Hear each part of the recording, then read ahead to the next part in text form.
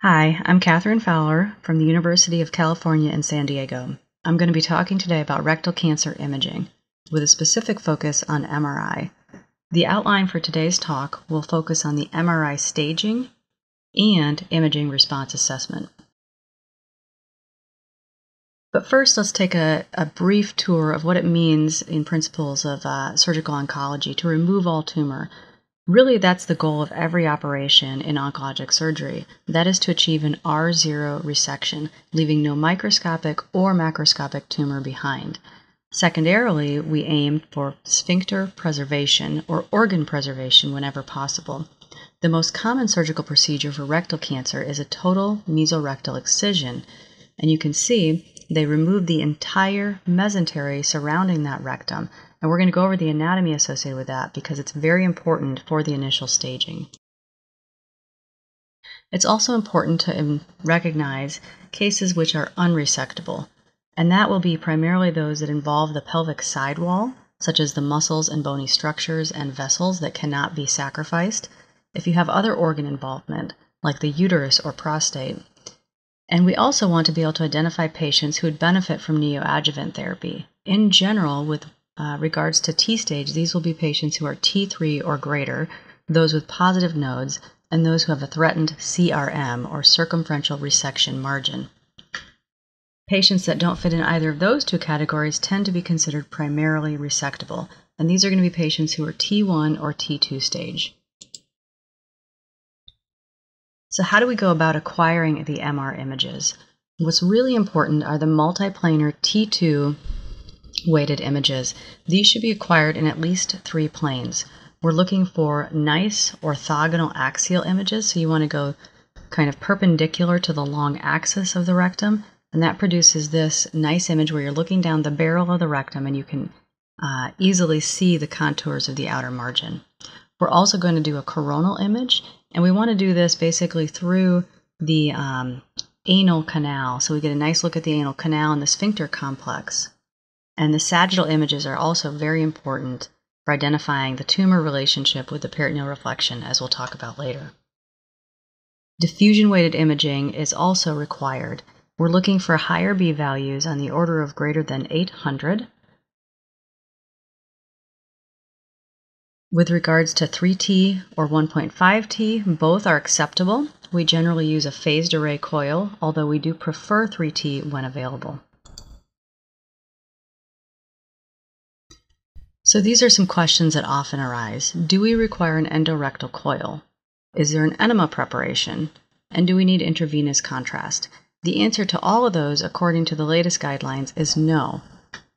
We do still recommend glucagon or an antiperistaltic agent to potentially help minimize the effects of motion blurring from peristalsis. So as I mentioned, the mesorectum is what's removed in a TME procedure.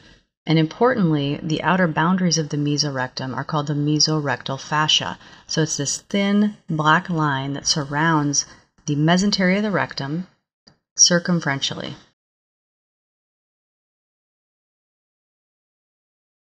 Other important anatomic structures, the mesorectum can be divided anteriorly and posteriorly. Posteriorly, we have the presacral fascia, and anteriorly, we have de non-vies or retroprostatic fascia.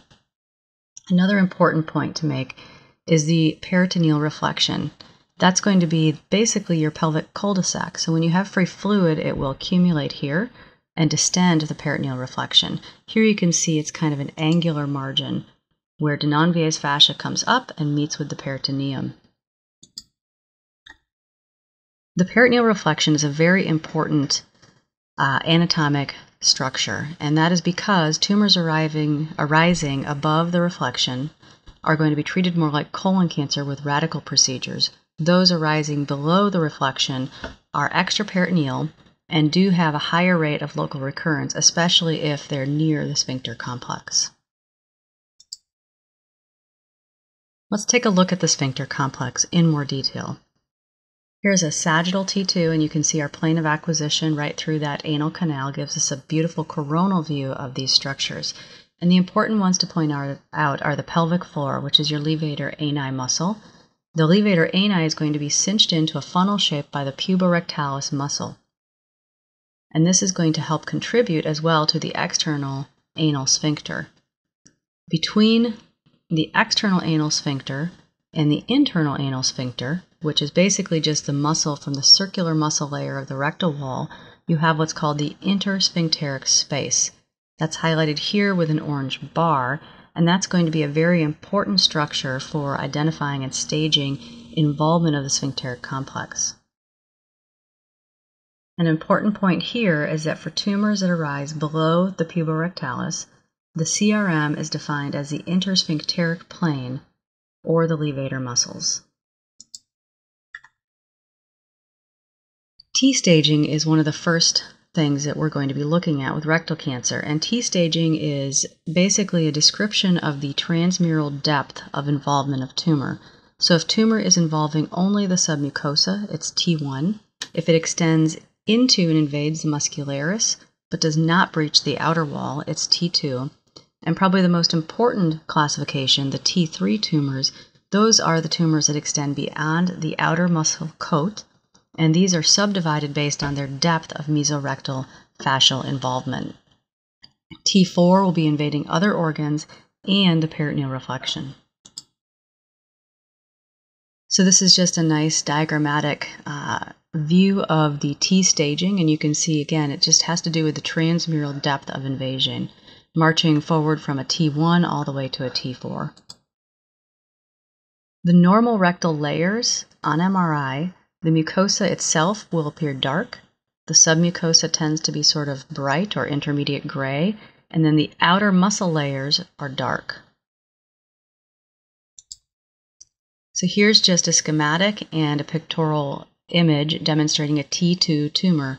We have invasion of the wall, so here's the wall and the tumor goes into it, but the tumor does not breach this outer muscle coat.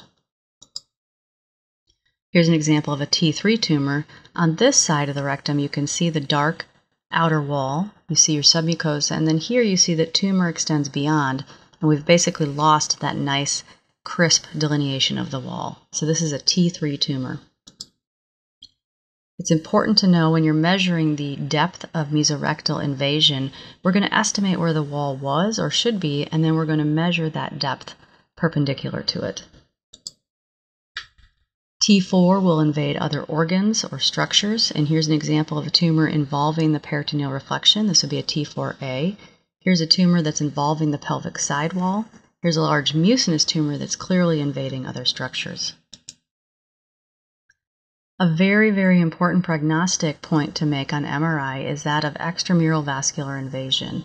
This is associated with T3 tumors, and basically it is the MRI appearance of lymphovascular invasion.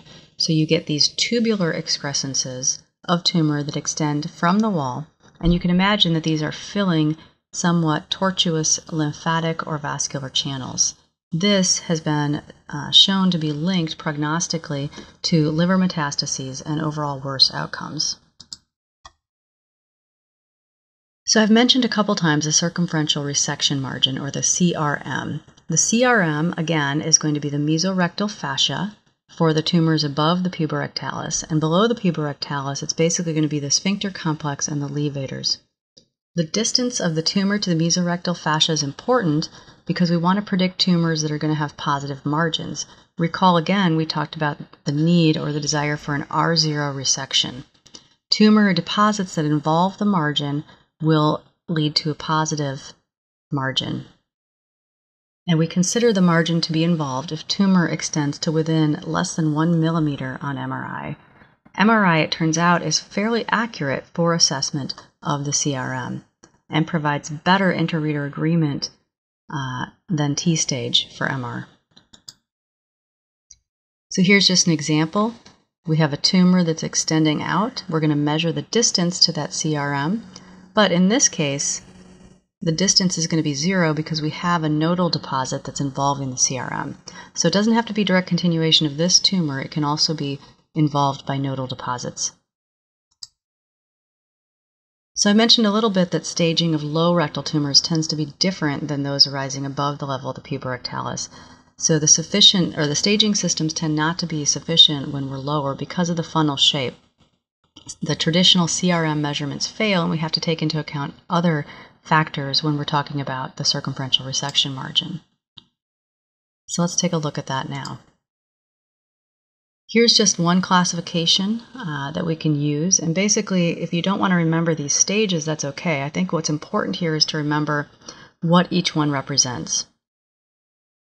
So in a stage 1 tumor, you've got confined to the bowel wall and it doesn't extend full thickness through. So you have an intact outer muscular coat, very similar to a T1 stage.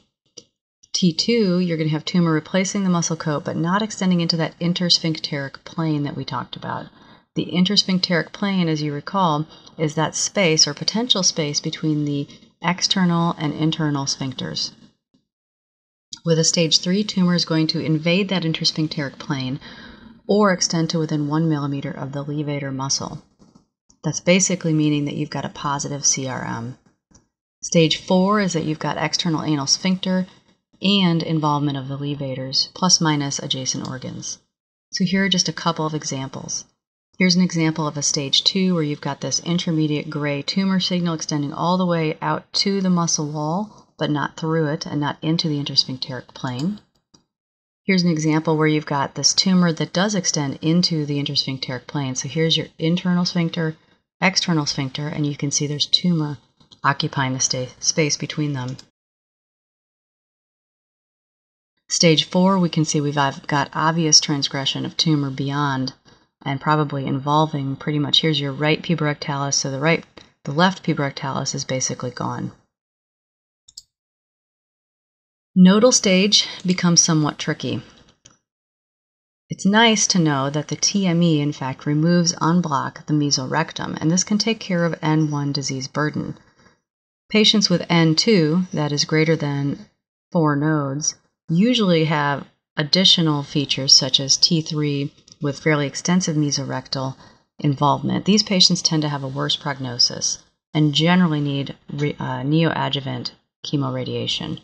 Unfortunately for us, size tends not to be a very good predictor of positivity. We know it's not highly specific and frankly not that sensitive for micrometastases either. In recognition of this, there have been proposed guidelines for assessing the lymph nodes. And these might look like some other guidelines that we use that take a combination of morphologic features and size into account. And I'm not going to go through and read these, but I'll refer you to the Beetz-Tan article in European Radiology, which talks about these practice guidelines published in 2017. But in brief, what we're looking for is heterogeneous signal, so you want some T2 bright signal, and we're looking for things like irregular borders or angular margins. So beyond initial staging, we can actually produce several prognostic factors on MR. For instance, not all T3 disease is equal. In fact, T2 and T3 tumors tend to be a heterogeneous group in regards to outcomes and prognosis. Based on prospective multi-center data, several good prognostic factors have been identified. These include a clear CRM, early T stage, so that really means less than T2, or early T3, in fact, less than 5 millimeters of extension, lack of extramural vascular invasion, and if it's a low rectal tumor, stage 1 or stage 2. The goal in therapy is to produce good outcomes and avoid overtreatment and toxicity.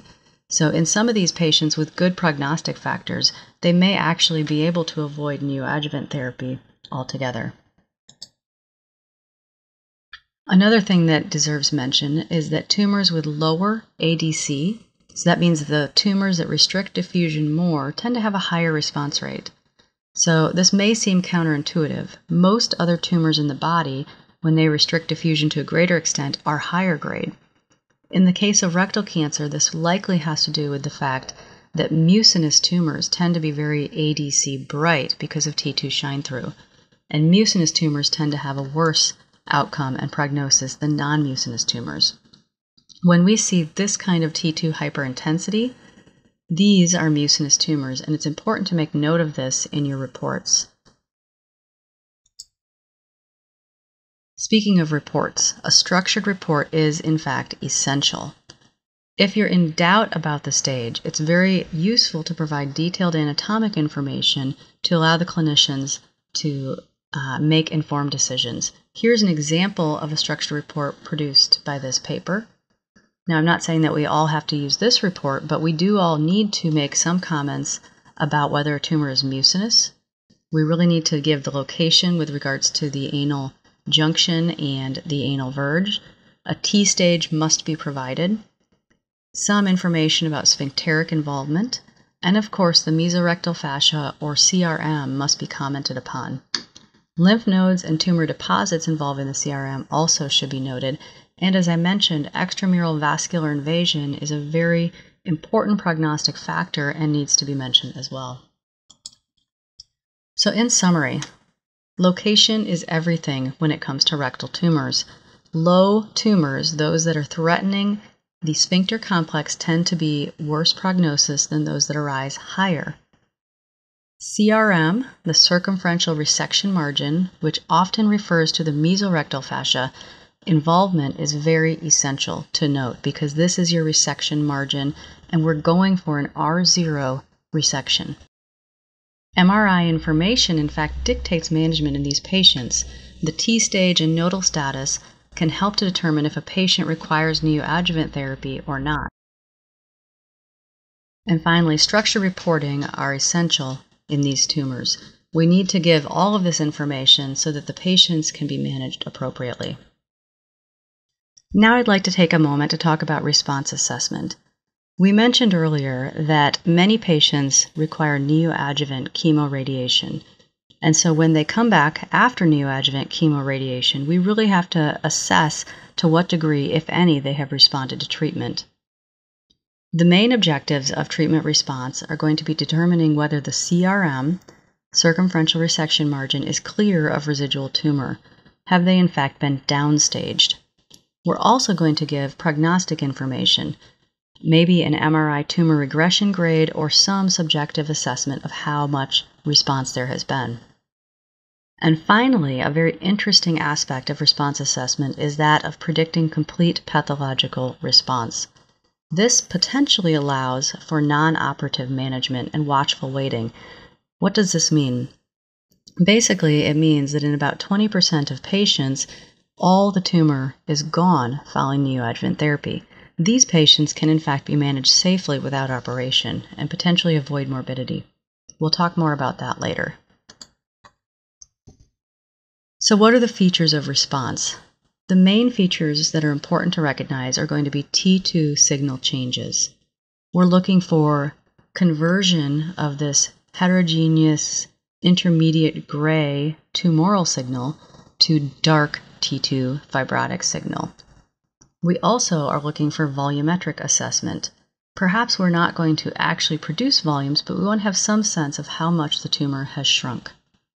And finally, DWI is very important. I primarily look at the high B value DWI images rather than the ADC, but they're both showing the same thing. You're looking for resolution in bright signal on the DWI images or increased ADC values on the ADC maps.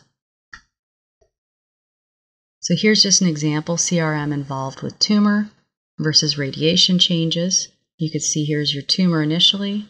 Here's your good response with some dark signal, but your levator is still involved.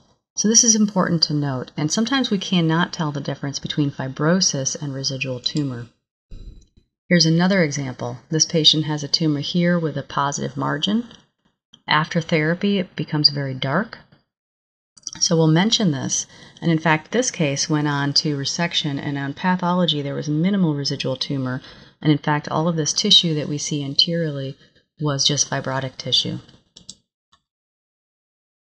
So what's out there in terms of prognostic scores? We have MRI tumor regression grades, or MRTRGs, that have been proposed. This was shown to be an independent predictor of disease-free and overall survival, and it can differentiate patients into good versus poor responders if we look at 5-year survival rates.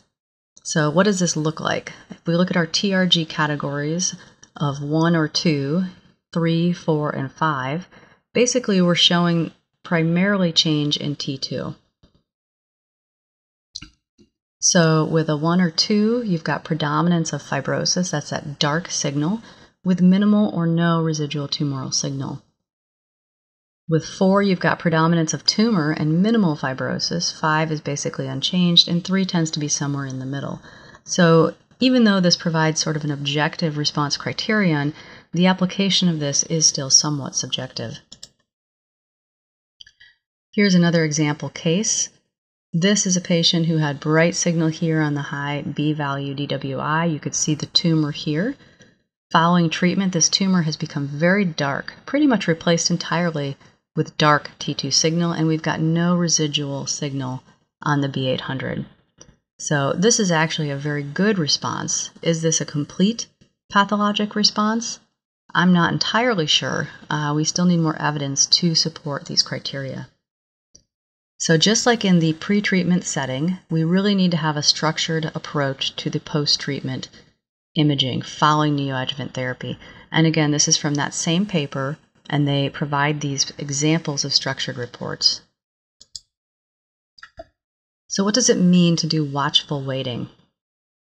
Well, we know from the pathology that 10 to 30% of patients, in fact, have a complete pathologic response when their tumors are resected. In patients with complete pathologic response, that's a YP-T0 following TME, pelvic recurrence rates are exceedingly low, and the 5-year overall survival rates are very good. So is it possible in patients who we predict might have a complete path response by imaging to basically watch them and identify whether they have recurrence or not? Because it seems as though neoadjuvant therapy may in fact yield similar good results as surgery. So there have been several attempts to put together protocols related to watchful waiting. One thing that's very important is that rectal examination needs to be a part of this. Mucosal recurrence is the most common and can be difficult to detect on MR.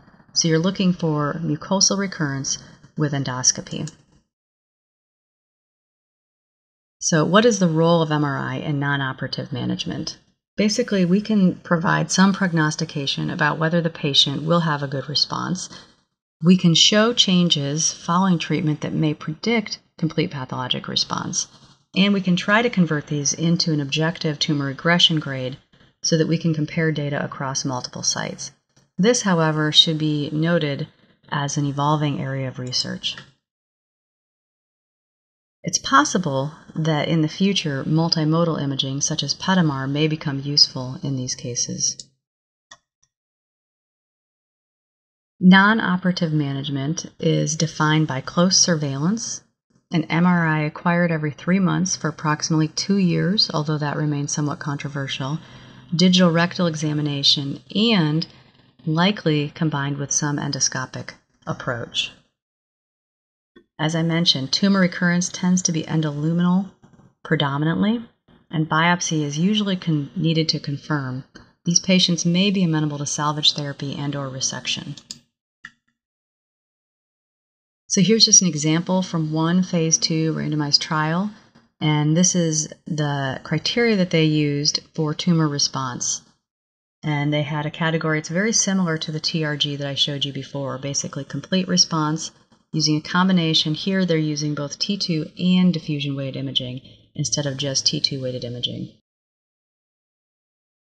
So in summary, the main indicators of response are going to be reduction in T2 signal and volume.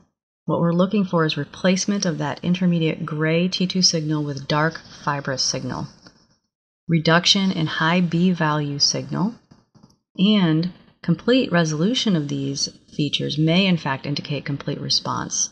So stay tuned for that and future research studies coming out to demonstrate whether or not these factors can be accurate in predicting. Non-operative management, if it's selected by patients and clinicians, does require close monitoring with both clinical examination, likely endoscopy, and MRI. Endoluminal recurrence is the most common site of recurrence, and of course, these patients are potentially at risk for systemic metastases. And that is the end of this talk.